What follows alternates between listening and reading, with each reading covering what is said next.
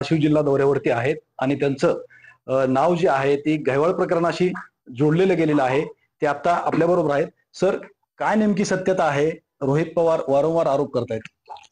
मला वाटतं आमदार रोहित पवारांनी जे आरोप केलेले आहेत ते बिनबुडाचे आहेत, धांदात खोटे आहेत आणि त्याला कुठलाही आधार नाही. त्याचं कारण असं आहे की ज्या वेळेस ते पासपोर्ट दिल्याचा त्यांनी आरोप केला, माझं मंत्री चंद्रकांत दादा पाटील, माजी मंत्री तानाजी सावंत यांचा त्यांनी उल्लेख केला की यांनी पासपोर्ट देण्यासाठी सपोर्ट केला. पासपोर्ट हा 2020 साली मिळालेला आहे आणि त्यांच्या नातेवाईकांनी सांगितलं, निलेश गायवळांच्या नातेवाईकांनी सांगितलं की हा पासपोर्ट मिळण्याच्या संदर्भामध्ये आमदार रोहित पवारांनी तत्कालीन गृहमंत्री अनिल देशमुखांच्या मार्फत हा मिळवून देण्यासाठी प्रयत्न केला, हे त्यांच्या नातेवाईकांनी सांगितलं. मला असं वाटतंय की दुसऱ्यांवरती आरोप करण्यापेक्षा आता याचं त्यांनी उत्तर दिलं पाहिजे. तेव्हा आम्ही दिला नाही, हे आम्ही दिलाही नाही, मदतही केली नाही, परंतु तुम्हाला कुठंतरी हायलाईट मध्ये यायचं आणि प्रसार माध्यमामध्ये चर्चेत राहण्याच्या दृष्टिकोनातून तुम्ही असे नावं घ्यायचे, मंत्री, सभापती, माजी मंत्री, आणि त्याच्यामुळे काही तथ्य झाले नाही. आता ते तोंड घशी पडलेले. त्याच्यामुळं हा जो पासपोर्ट देण्याचा विषय होता तो आमदार रोहित पवारांनी अतिशय चुकीचा आणि धांदात खोटं बोललेले आहेत. दुसरा राहिला प्रश्न त्यांच्या वेपनच्या संदर्भामध्ये गृहराज्यमंत्री योगेश कदम यांनी सुनावणी घेतली आणि सुनावणीच्या अनुषंगाने त्या पार्श्वभूमी प्रकरणाची पाहिली आणि कुठलंही त्यांनी वेपन इश्यू केलेलं नाही सीपीनी आणि वेपन दिलेलं नाही आणि ते देखील माननीय मुख्यमंत्री महोदयांनी सांगितलेलं आहे. त्याच्यामुळं तोही प्रश्न नाही आणि याची सुद्धा चौकशी लावली त्यांनी की कोणी लायसन देण्यामध्ये मदत केली याची चौकशी लागली. आता चौकशीमध्ये निष्पन्न होईल.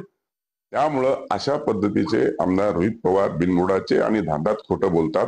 याला खेडेगावात म्हणतात हे भिनासलेलं व्यक्तिमत्व, दररोज काही ना काही उकरून काढायचं, जसं काही जग सगळं येड आहे मी सगळ्यात शेण आहे, अशा प्रकारचं हे खोटं बोलण्याचा त्यांचा प्रयत्न आहे. सचिन गायवाळला जे लायसन दिलं त्या संदर्भामध्ये थेट तुमचं नाव घेतलं की तुम्ही सांगितलं म्हणून दिलं.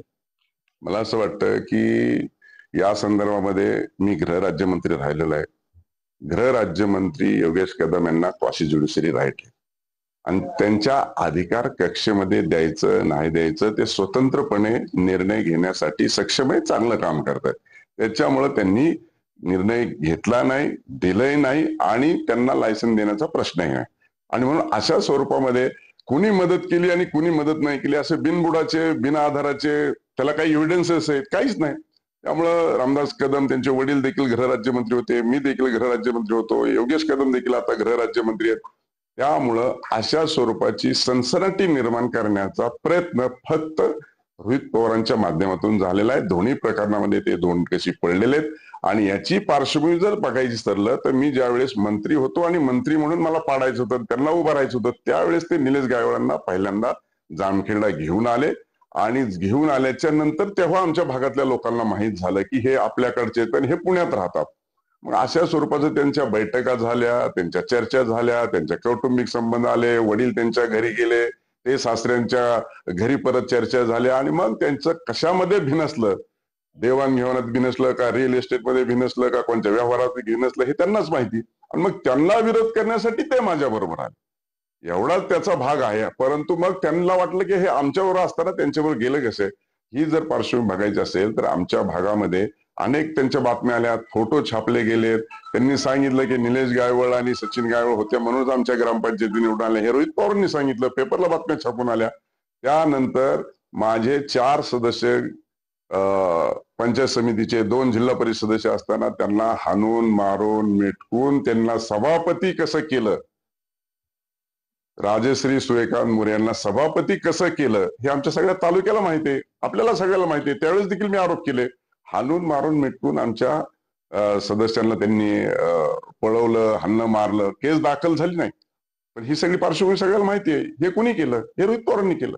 तुमच्या निवडणुकीच्या दरम्यानचे जे तुमचे व्हिडिओ आहेत ते सुद्धा सोशल मीडियावरती आता व्हायरल केले जात आहेत. त्याच्यामध्ये कोण आहे, नेमकं कोण करतं हे सगळं? हे सगळं आमदार रोहित पवारच करतायत.